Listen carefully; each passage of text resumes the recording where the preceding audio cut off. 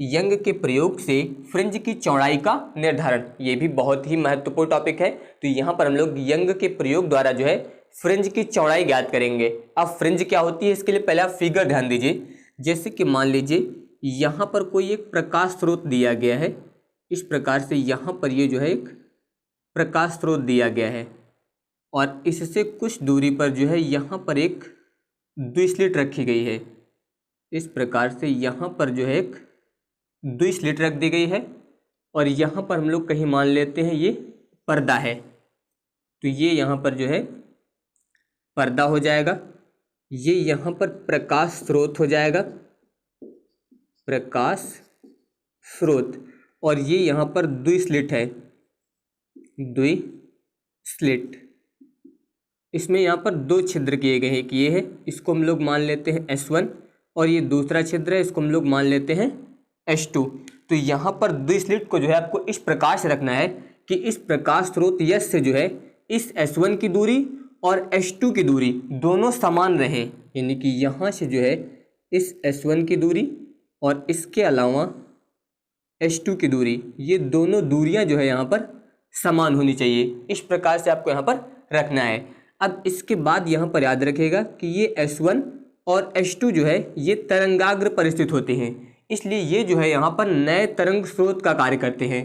और जब ये नए तरंग स्रोत का कार्य करेंगे तो इनसे द्वितीयक तरंगिकाओं का उत्सर्जन होता है। तो यहाँ से जब द्वितीयक तरंगिकाएं उत्सर्जित होंगी तो ये द्वितीयक तरंगिकाएं जो है समान दूरी तय करके बिंदु O पर पहुँच जाती हैं। यहाँ पर हम लोग मान लेते हैं कि ये समान दूरी तय करके इस बिंदु पर आ गई हैं और ये बिंदु यहाँ पर दिया गया है आपको O।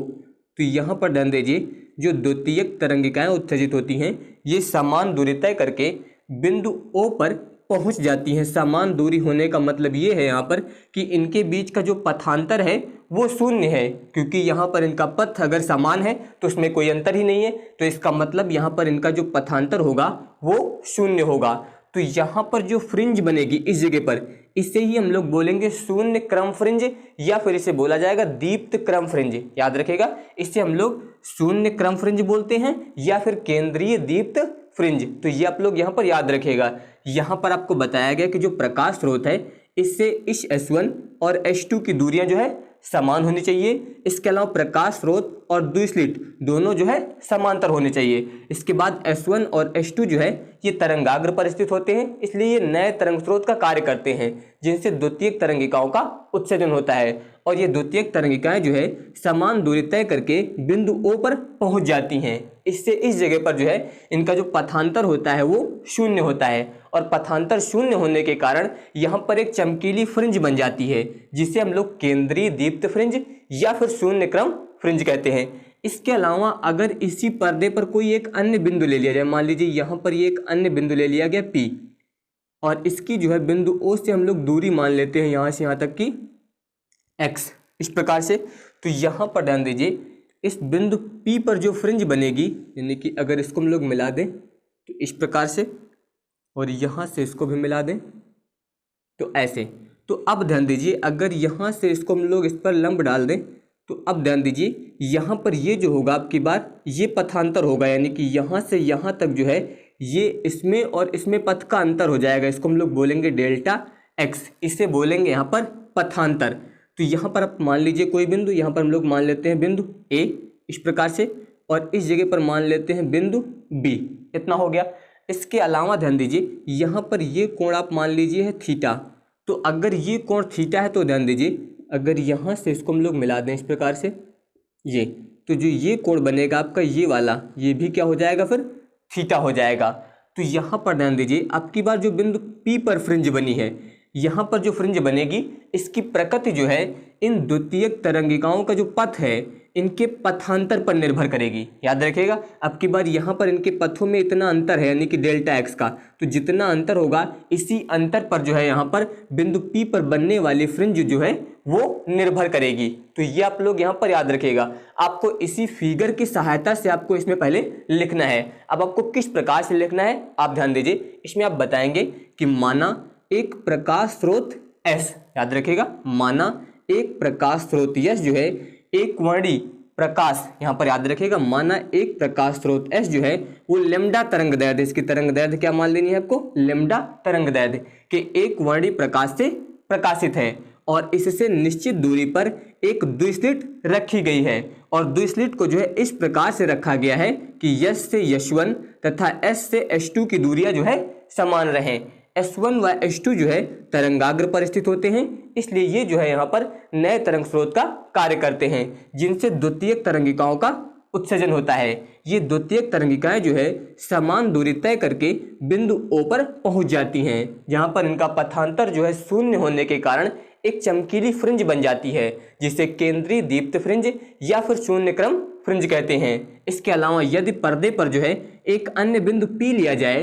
तो बिंदु P पर जो है बनने वाली फ्रिंज की प्रकृति यहाँ पर पहुंचने वाली द्वितीयक तरंगिकाओं के पथांतर पर निर्भर करती है। तो ये आप लोग यहाँ पर याद रखिएगा। इसके अलावा हम लोग मान लेते हैं यहाँ पर कि इस स्लिट से लेकर जो पर्दे तक की दूरी है, स्लिट से पर्दे तक की दूरी को आप मान लीजिए यहाँ पर ये कैपिटल D है। इसके अलावा जो स्लिट है इसकी चौड़ाई हम लोग मान लेते हैं स्मॉल d, ये यहाँ पर मान लिया गया है। तो वही आप यहाँ पर लिखेंगे सबसे पहले कि माना स्लिट की चौड़ाई, स्लिट की चौड़ाई स्मॉल d तथा द्विस्लिट से पर्दे की दूरी कैपिटल D है। इतना आपको यहाँ पर मान लेना है।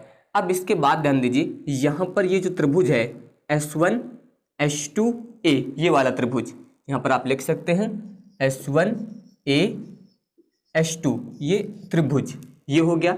इसके अलावा ध्यान दीजिए इसका ये वाला कोण थीटा है। इसी प्रकार इधर ध्यान दीजिए त्रिभुज BOP, ये जो बन रहा है आपका डॉट डॉट करके जो दिखाया गया, ध्यान दीजिए यहाँ पर भी डॉट डॉट दिया गया, इधर भी डॉट डॉट दिया गया। तो जो ये त्रिभुज बन रहा है ये दोनों समरूप होंगे क्योंकि इसका भी ये वाला कोण जो है थीटा है और इसका ये वाला कोण थीटा है। इसके अलावा इसका ये वाला कोण समकोण है, इसका यहाँ पर ये वाला कोण समकोण हो जाएगा। तो ये दोनों त्रिभुज जो होंगे समरूप होंगे, यानी कि त्रिभुज BOP। तो यहाँ पर लिखेंगे आप समरूप त्रिभुज BOP। तो ये और ये दोनों त्रिभुज जो है समरूप हैं और अगर त्रिभुज समरूप होते हैं तो उनकी भुजाओं में अनुपात होता है। तो जैसे कि मान लीजिए हम लोग इस त्रिभुज की ये वाली भुजा लिखें, यानी कि इस कोण के सामने की भुजा है, ध्यान दीजिए S2A। तो बट्टे ध्यान दीजिए इस कोण के सामने की भुजा ये हो जाएगी यानी कि OP। यहाँ पर आप लिख दीजिए OP बराबर। इसके बाद ध्यान दीजिए जो ये 90 अंश है इसके सामने की भुजा लेते हैं, यानी कि ये वाली S1 S2। यहाँ पर आप लिखेंगे S1 S2 बटे उसी प्रकार इसमें ध्यान दीजिए ये 90 अंश है, इसके सामने की भुजा ये वाली यानी कि BP। इतना हो जाएगा। अब इसके बाद इसमें ध्यान दीजिए, मान लीजिए कि ये कोण जो है बहुत ही छोटा है। यहाँ पर आप लिखेंगे कि यदि थीटा अत्यंत अल्प हो तो बिंदु P O के अत्यंत समीप होगा,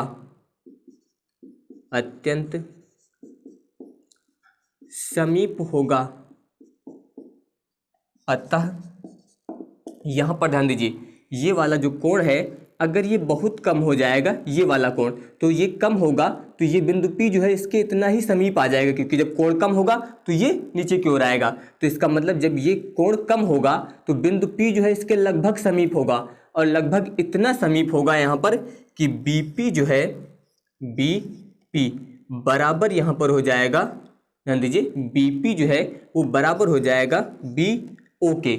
यहाँ पर ये कोण जो है इतना कम है कि बिंदु P जो है इसके बहुत ही पास है और जब बहुत ही पास होगा तो उस समय जो BP होगा वो BO के बराबर होगा। तो वही यहाँ पर लिखा गया है। तो अब ध्यान दीजिए यहाँ पर BP की जगह पर हम लोग ये वाला मान रखेंगे। जब यहाँ पर आप मान रखेंगे तो ये हो जाएगा S2A बटे OP बराबर यहाँ पर हो जाएगा S1 S2 और बटे में BP की जगह पे आप लिखेंगे BO। इतना हो गया।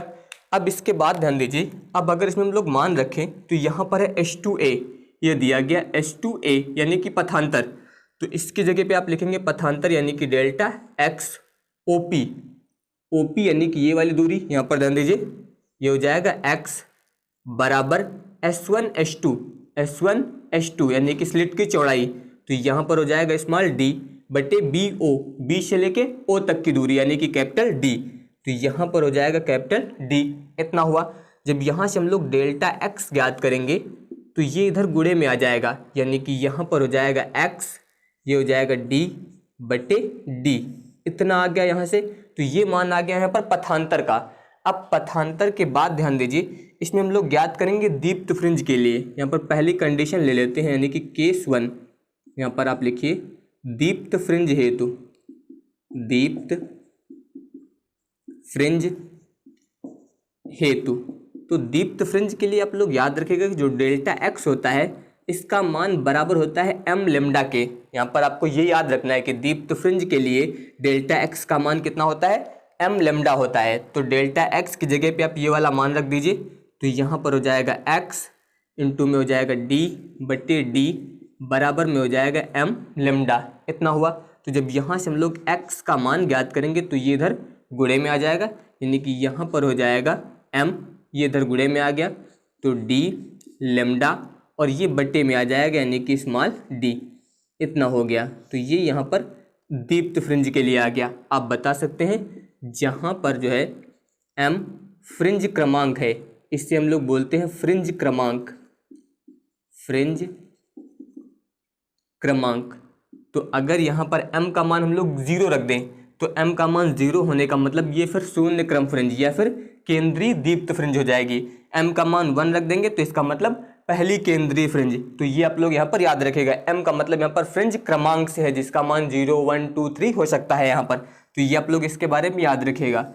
अब इसके बाद ध्यान दीजिए केस नंबर 2, अदीप्त फ्रिंज हेतु, अदीप्त फ्रिंज हेतु। अदीप्त फ्रिंज के लिए जो पथांतर होता है डेल्टा एक्स, इसका मान होता है m-1/2 लेमडा, ये सूत्र होता है। तो अब ध्यान दीजिए यहाँ पर डेल्टा एक्स की जगह पे हम लोग ये वाला मान रखेंगे, तो यहाँ पर हो जाएगा x इंटू डी बटे कैपिटल डी बराबर में हो जाएगा m-1/2 लेमडा। तो जब यहाँ से हम लोग x का मान ज्ञात करेंगे तो ये इधर पलट के आ जाएगा, यानी कि यहाँ पर हो जाएगा m-1/2, ये इधर आएगा तो d लेमडा और ये बट्टे में आ जाएगा स्मॉल d। तो ये यहाँ पर जो मान आएगा ये अदीप्त फ्रिंज हेतु आएगा। तो इस प्रकार जो है आप दीप्त फ्रिंज और अदीप्त फ्रिंज हेतु यहाँ पर जो है मान ज्ञात करेंगे। अब इसके बाद ध्यान दीजिए, अब इसमें हम लोग फ्रिंज चौड़ाई ज्ञात करेंगे, तो पहले हम लोग इससे मिटाएंगे। तो आप पहले यहाँ पर इसका स्क्रीनशॉट ले लीजिए। अब इसके बाद ध्यान दीजिए फ्रिंज चौड़ाई। तो फ्रिंज चौड़ाई के लिए ध्यान दीजिए, जैसे कि मान लीजिए यहाँ पर ये फ्रिंजें दी गई हैं, इस प्रकार से हम लोग मान लेते हैं कि ये यहाँ पर जो है आपको फ्रिंज दी गई हैं ऐसे, ये यहाँ पर जो है अदीप्त फ्रिंजें हैं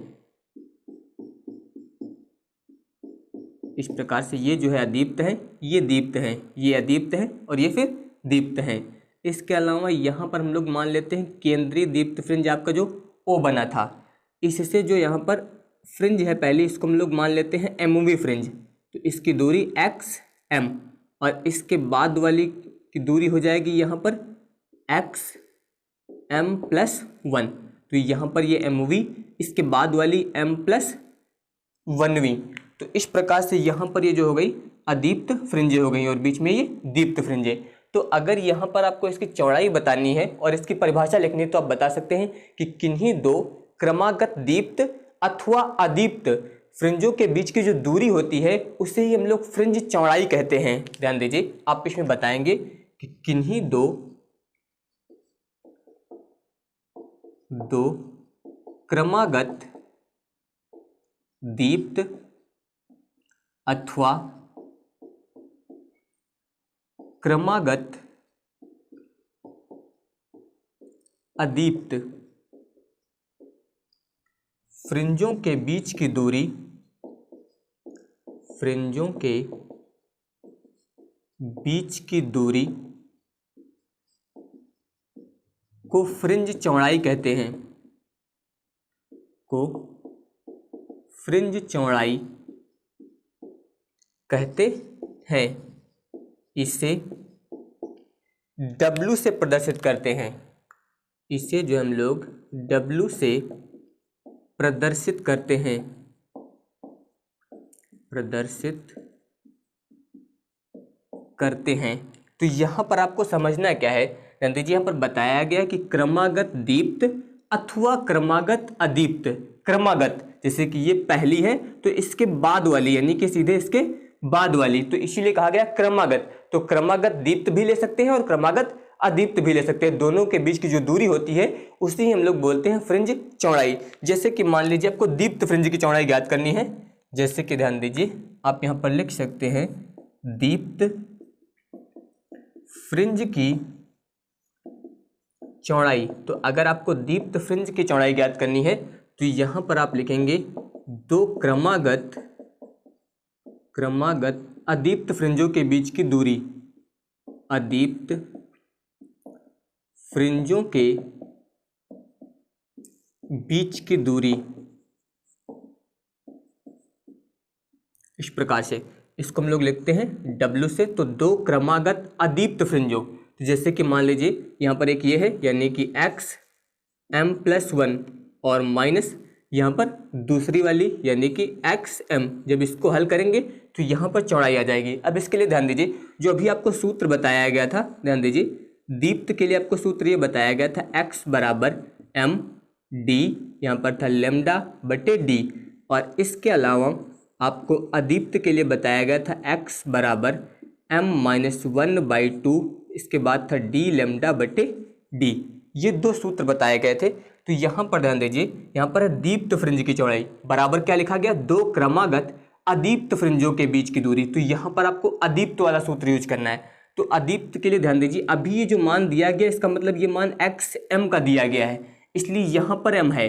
तो जब आप XM+1 करेंगे तो जहाँ पर ये M है इसकी जगह पर M+1 हो जाएगा। बस ध्यान दीजिए, अभी ये जो मान है XM का था, अब आपको यहाँ पर मान रखना है M+1 का। तो जहाँ पर M है उसकी जगह पर आप M+1 रख दीजिए, यानी कि W बराबर, इसकी जगह पे जब मान रखेंगे तो M की जगह पर हो जाएगा M+1, इतना हो गया इसकी जगह पे। फिर आगे हो जाएगा -1/2, इतना लिखेंगे।